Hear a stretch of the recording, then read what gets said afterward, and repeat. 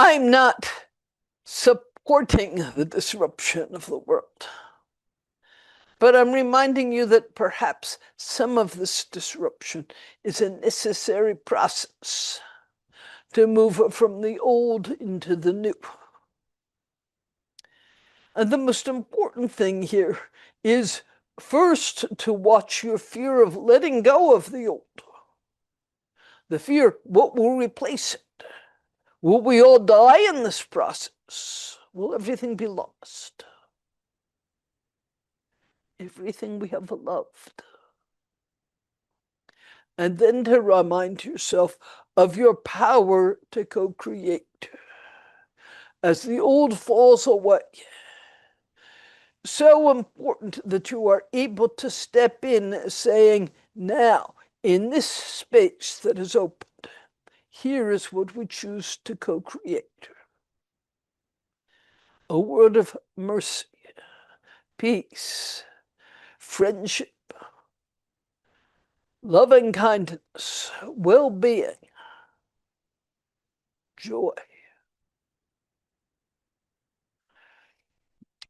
You are being invited into that time. A time of letting go that is so hard for the human. A time of dreaming, the big dreams.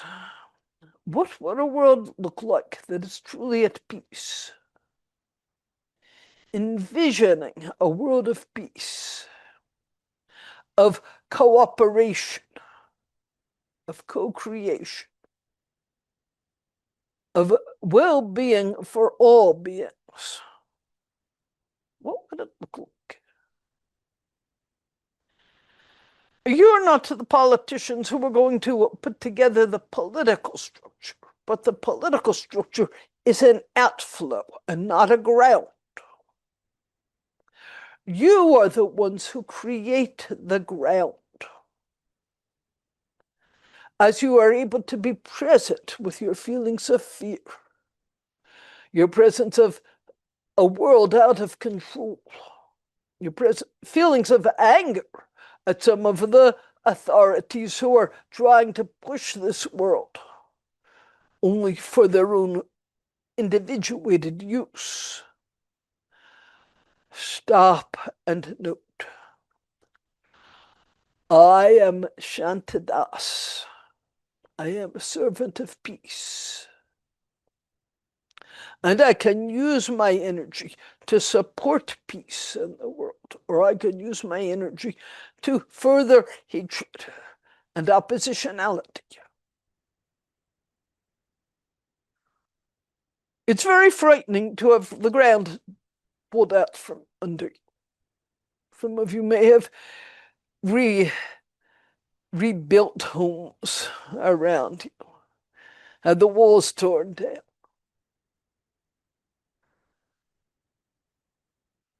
I hope that none of you have ever had your homes bombed and had to find your way out into the world. Where will I live? What will happen to me? And I hope that won't happen to any of you, but it could. I cannot tell you there will be no war, there will be no destruction, there will be no hatred. There already is. I can tell you that you have power to co-create in the ways that you hold dear to you. And knowing you, that's grounded in the words, for the highest good of all beings and harm to none. With love, with joy.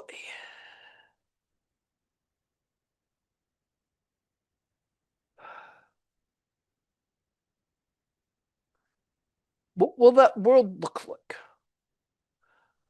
I cannot tell you in detail,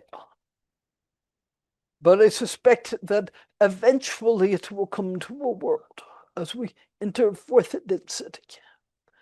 A world where no being greed takes food away from another's mouth. No being's hatred physically punishes or kills another. No being's fear imprisons another. But were each of you, as you more fully awaken to your true being, can see the arisings of fear, greed, hatred, know them as conditioned, and hold space for them without getting caught up in the stories. This, for all these almost 40 years, has been the heart of our work together. To wake up to the truth of your being. Beings of love and beings of power. Power is not a bad word. You're afraid of power because it's so easily misused. You're afraid of the forces in yourself that know that given certain situations, you could misuse your power. And I can't promise you you won't. But as you follow this Dharma path, this path of mindfulness and of deepest commitment to serving the highest good of beings, and as you invite those around you to do that, you lessen the possibility that you will do something destructive. Furthermore, this Shantidas that you all are, the servant of peace,